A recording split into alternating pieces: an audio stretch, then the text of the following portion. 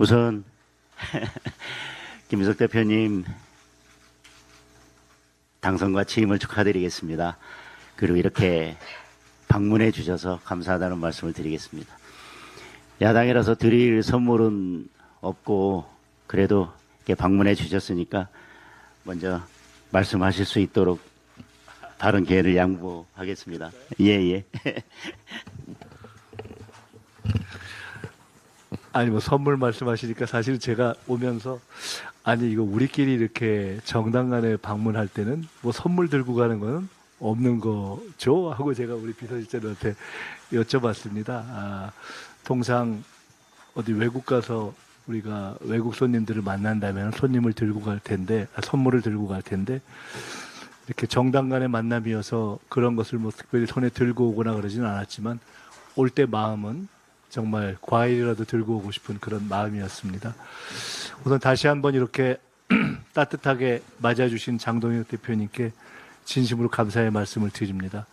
장 대표님을 찾아서 이렇게 인사를 드리러 온 것이 이 방만 벌써 두 번째인 것 같습니다. 제가 총리로서 왔었고 그때도 아주 따뜻하게 맞아주신 것을 기억하고 있습니다.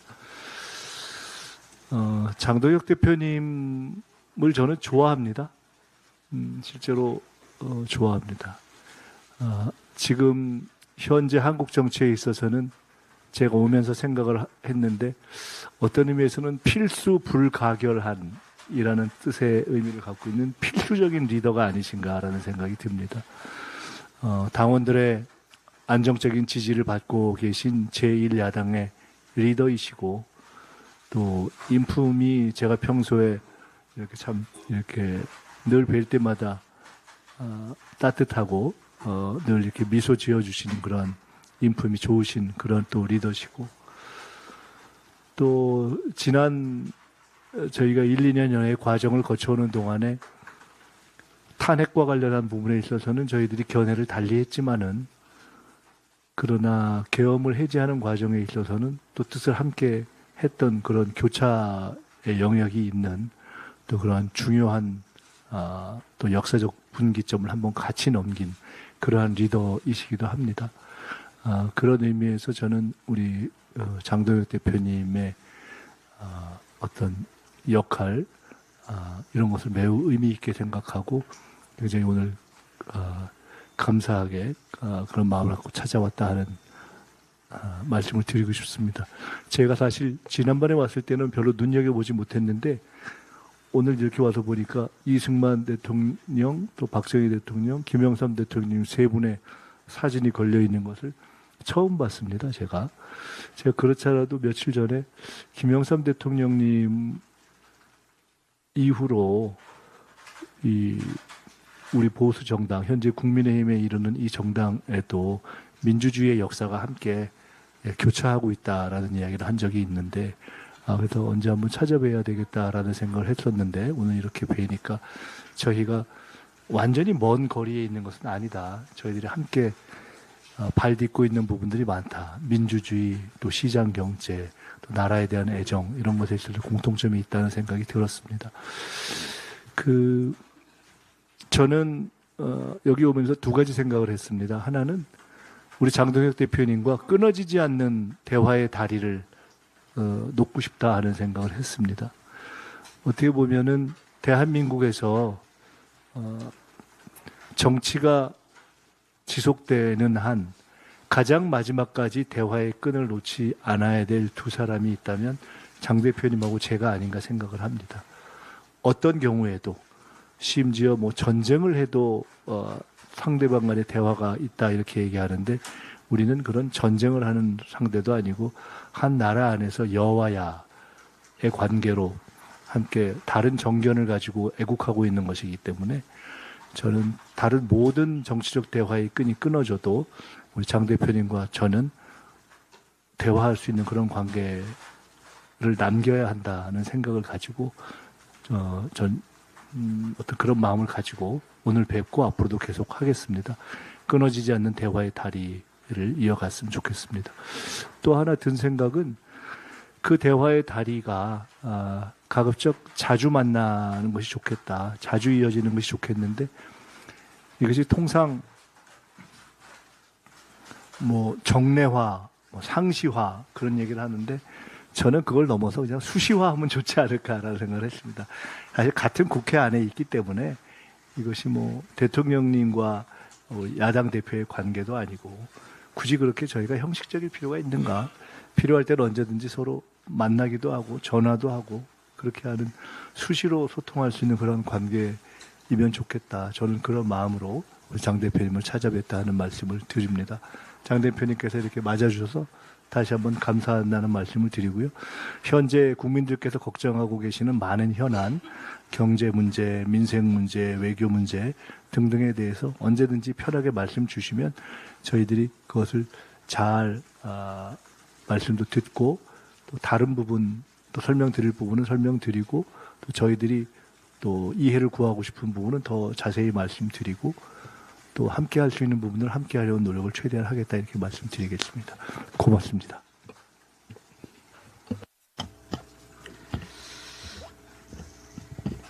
우리 김인석 대표님 다시 한번 축하드리고 방문에 대해서 다시 한번 감사드립니다. 총리도 경험하셨기 때문에 그런 국정 운영 경험이 또 여당 대표로서 대통령의 국정 운영을 지원하고 돕는 역할을 하는데 많은 도움이 되리라고 생각합니다. 그러면서 국회는 또 본연의 기능이 행정부를 견제하는 기능도 가지고 있습니다.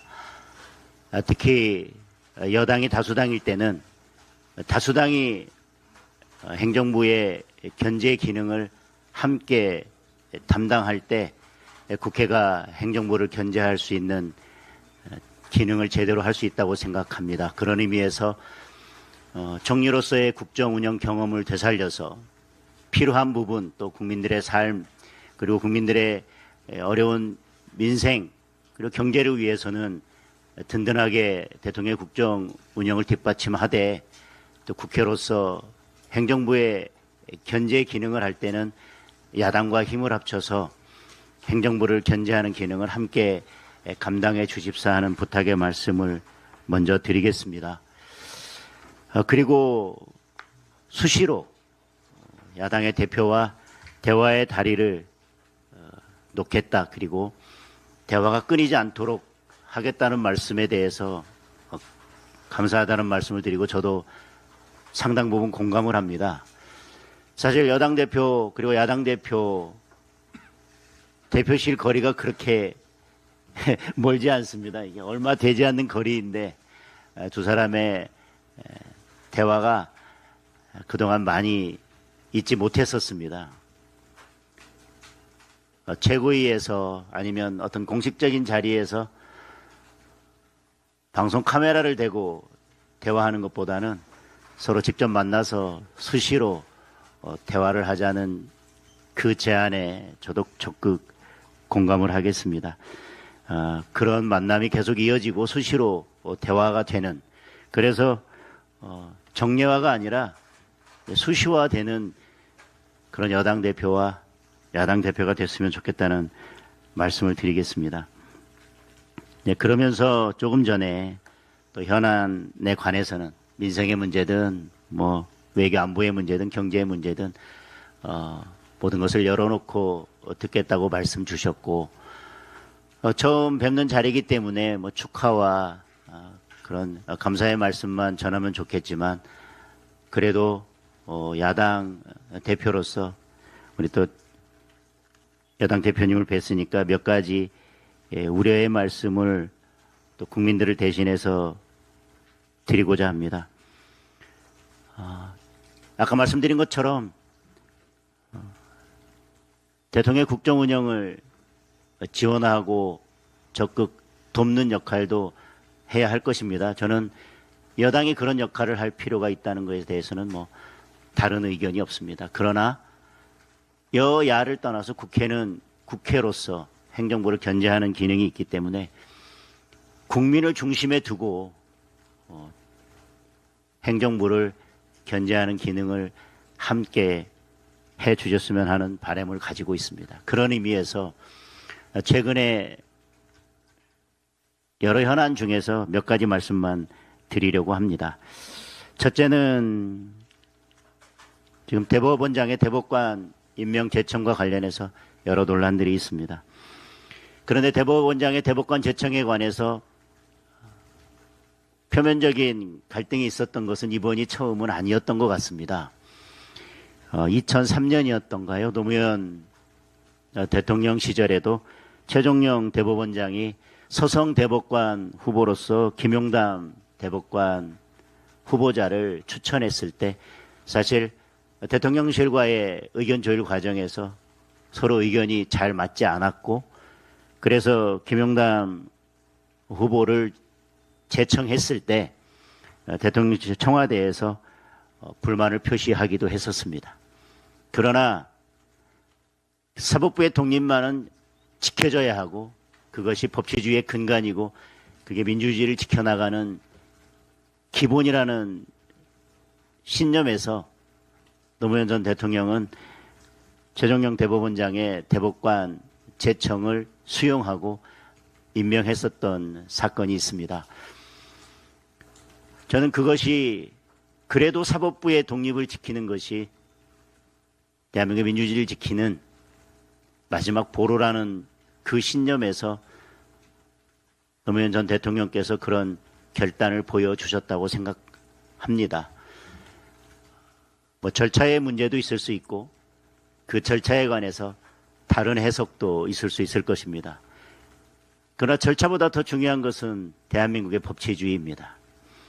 그리고 그 무엇보다 중요한 것은 사법부의 독립과 대한민국의 민주주의를 지키는 것입니다. 그것이 국민을 지키는 기본이 되기 때문입니다. 따라서 민주당이 노무현 정신을 계승하고 있는 그런 정당인 만큼 이번에도 사법부의 독립이라는 관점에서 그리고 법치주의를 수호한다는 관점에서 대한민국의 민주주의를 지킨다는 관점에서 그리고 국민들께서 어떤 결정을 바라시는지 그런 관점에서 이 문제가 잘 해결되기를 바라겠습니다. 그리고 여당 대표로서 이 문제에 관해서 국민 편에서 역할을 해 주실 것을 기대합니다. 두 번째, 최근에 초과 세수가 발생한 것을 가지고 100조 원 넘는 미래대응 기금을 만든다라는 논의가 있습니다. 저는 100조 원 넘는 이런 재정 규모의 기금을 운영하는 데 있어서 몇 가지 좀 신중하게 고려할 필요가 있다고 생각합니다. 우선 국민의 세금을 운영하는 데 있어서는 국가재정법에 기본적인 통제를 받는 것이 맞다. 그런데 그 어떤 기금이 국가재정법의 통제를 받지 않고 운영될 경우에는 결국 그것이 방만하게 운영되거나 본래 목적에 맞지 않게 운영될 가능성이 크다. 그런데 그 규모가 100조 원이 넘는다면 더욱 그런 면에 있어서 신중을 기해야 될 것입니다. 자칫 이것이 국가재정법상의 국회나 다른 어떤 통제를 피하기 위해서 우회적으로 마련되는 기금이라는 인식이 있게 된다면 그것이 국민들의 그런 기대와는 멀어지게 될 것이고 그 기금 운용에 있어서도 정상적인 그리고 건전한 기금 운용을 기대하기 어려울 수도 있습니다. 이것이 자칫 국가재정법상의 국회의 통제나 다른 통제를 회피하면서 운영되다 보면 결국 이게 뭐 예를 들면 지지율 대응 기금이나 아니면 선거 대응 기금이 아니냐라고 하는 오해를 불러올 수도 있을 것입니다.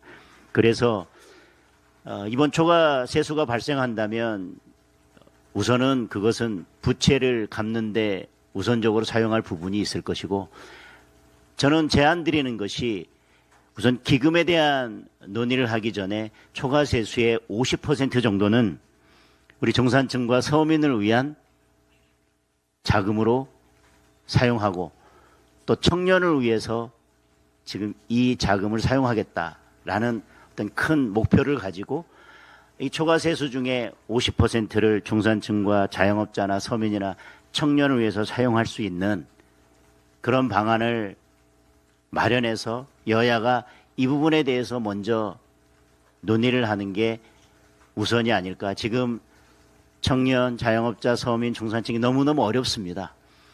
그래서 이분들의 어려운 삶을 살피는데 초과세수에 적어도 50%는 사용하자라는 제안을 드리고 싶습니다. 그리고 부동산 정책에 대한 말씀을 드리자면 이재명 대통령께서 부동산 정책에 관해서 취임 전에는 여러 가지 국민들께 약속의 말씀을 주셨었습니다. 예를 들면 용산 국가공원을 시민에게 완전 개방하겠다 이런 약속도 하셨었고 세금으로 집값 잡는 일은 하지 않겠다라는 말씀도 주셨었습니다.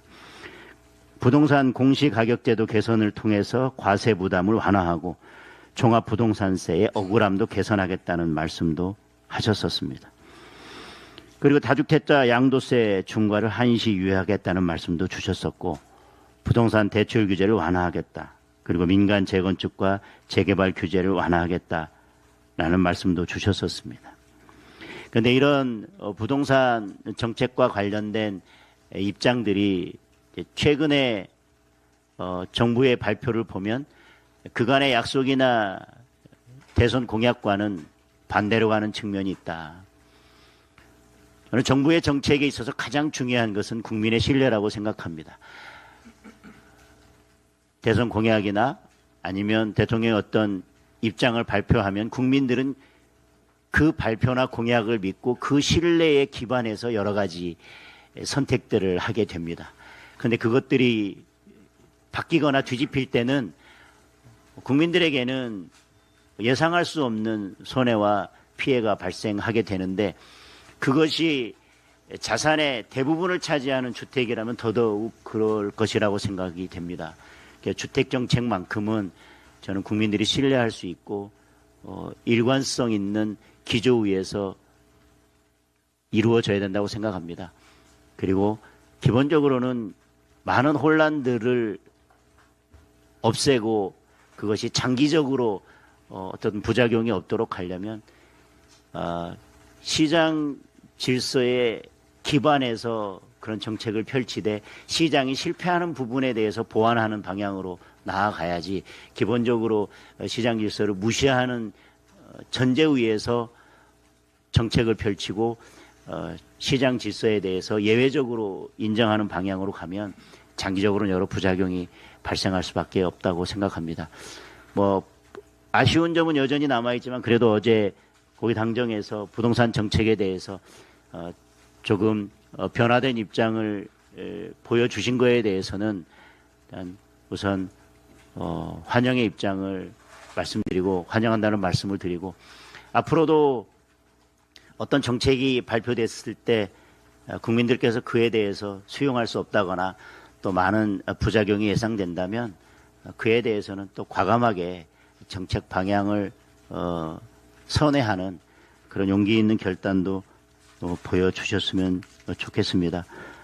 여러 말씀 드릴 수 있겠지만 앞으로 말씀하신 것처럼 대화의 다리가 끊어지지 않도록 이렇게 수시로 뵙고 현안에 대해서 머리를 맞대고 논의할 수 있는 자리가 계속 이어질 수 있기를 기대하겠습니다. 제가 아주 짧게 주신 말씀 네네. 간단히 몇 가지만 좀 말씀드리겠습니다. 우선 수시로 대화하는 관계를 갖자라는 말씀으로 화답을 저도 말씀드렸는데 해주셔서 너무 감사합니다. 그리고 어제 저희가 고위당정하면서 부동산에 대한 약간의 이제 방향을 보완하려는 노력을 했는데 그에 대해서도 또 환영의 평가를 해주신 것도 굉장히 감사드립니다. 아까 우리 대표님 말씀하셨지만은 카메라 앞에서 저희들이 각 정당의 대표로서 발언을 해야 될 때가 있는데 그때도 저희들이 카메라 없이 이렇게 얼굴 보고 만날 때를 생각해서 미사일을 쏴도 좋고 부드럽게 서로를 향해서 쏘는 것이 좋겠구나 하는 생각을 제가 하게 됐습니다. 세 가지 말씀을 주셨는데요. 첫 번째로 그 대법원장 문제에 대해서는 노무현 대통령님 때 말씀을 주시면서 절차에 문제가 있었지만은 사법 또는 법치 전체의 차원에서 수용했던 노 대통령의 결단을 좀 감안하는 것이 좋지 않냐라는 말씀을 주셨습니다. 그것은 한편으로는 그러한 정치적 결단을 요청하신 것이고, 또 한편으로는 절차상의 문제가 있었던 것은 맞기는 맞는 것 같다라는 또 그런 맥락을 또 이렇게 담아주신 것 같습니다. 그것을 저희들이 잘 감안하겠습니다. 20여 년 전의 일인데 20여 년이 지난 상황에서는 이제는 사실은 어느 한쪽의 결단이 아니라 전체적인 절차를 포함한 모든 수준이 정상화돼야 된다라는 차원에서의 저희들이 접근을 하고 있다라는 말씀을 드리겠습니다. 두 번째로 미래대응기금에 대한 말씀은 전적으로 공감이 가는 부분이 많습니다. 국회에 몸을 담고 있기 때문에 여와 야를 떠나서 국가재정에 대한 투명한 통제와 그 방향에 대한 국민적 합의라는 원칙 위에 서야 한다라는 점에 있어서 전적으로 공감하고요. 중산층, 서민, 청년 또 어려운 이들의 향해서 쓰여져야 된다는 것도 전적으로 공감합니다.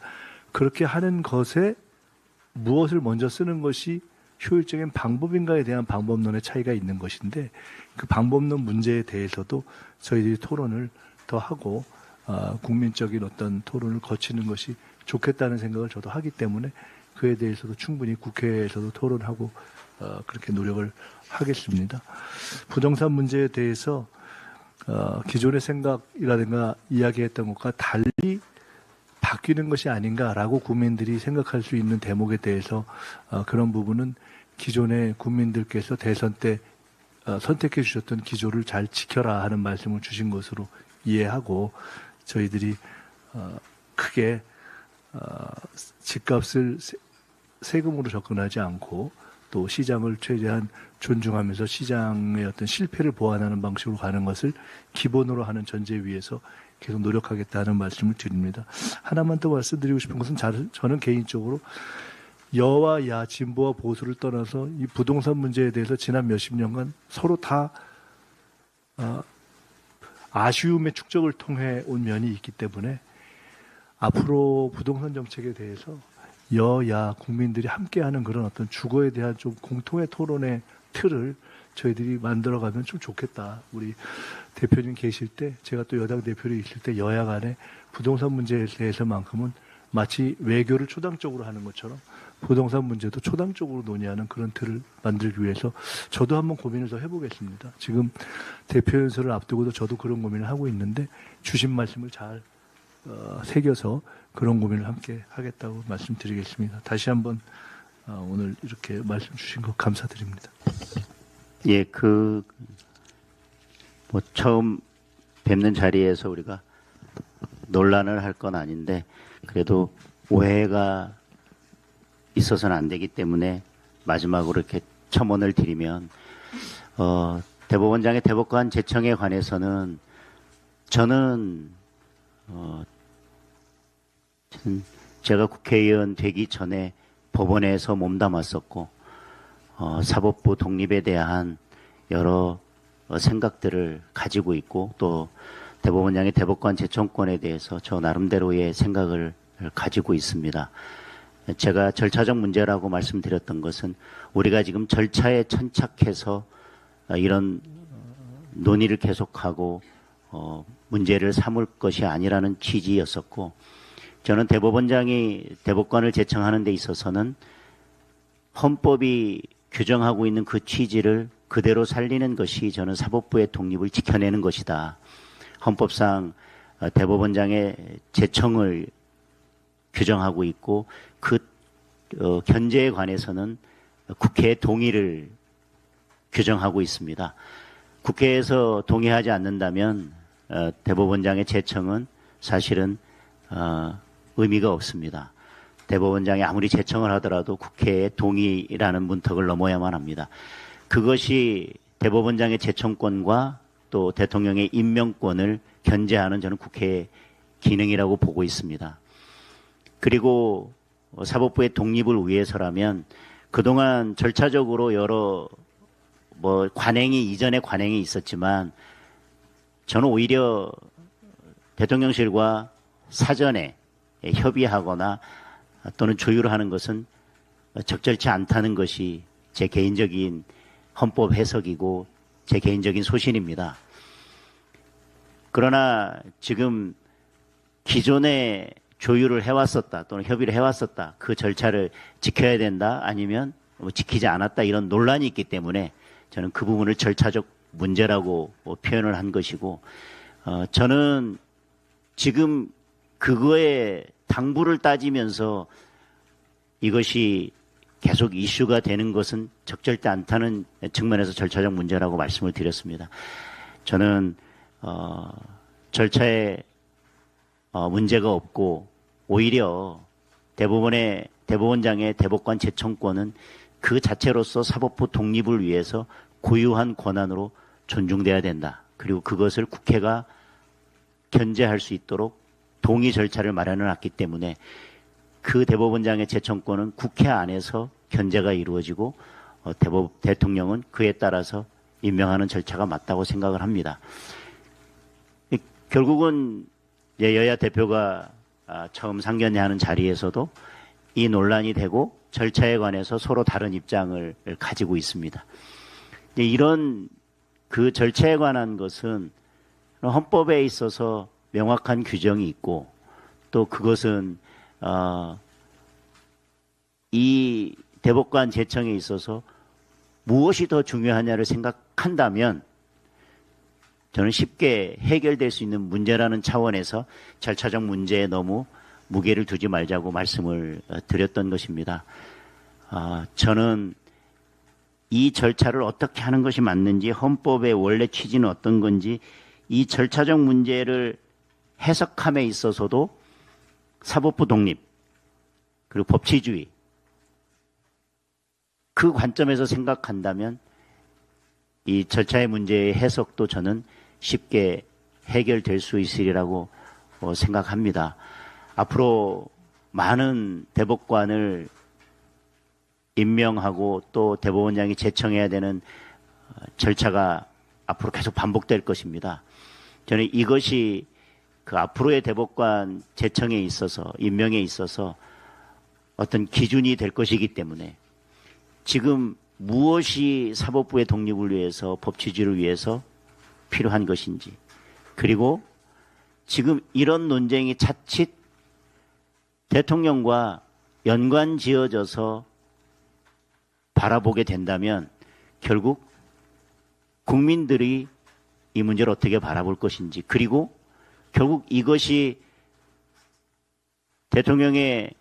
또는 대통령실과의 사전 조율의 문제 그래서 사전 협의의 문제로 다시 돌아가서 결국은 협의하거나 조율하는 절차로 마무리되어지고 그렇게 결론 지어진다면 국민들께서 우리 대법원을 어떻게 바라볼 것인지 그리고 앞으로 진행될 여러 재판에 대해서 국민들께서 어떤 신뢰를 보이실 것인지 많은 것들이 걸려있는 문제이고 노무현 전 대통령과 달리 지금 이재명 대통령이 직면하고 있는 여러 사법적 문제와 연관지어진다면 저는 더욱 이 문제에 대해서는 국민적 의혹이 없이 또 국민들께서 다른 관점에서 이 문제를 바라보지 않도록 더 깔끔하고 투명하고 더 분명하게 이 절차가 마무리되어져야 된다고 생각을 합니다. 처음 뵙는 자리에서 마치 논쟁처럼 이 문제를 말씀드리게 돼서 죄송스럽게 생각을 합니다.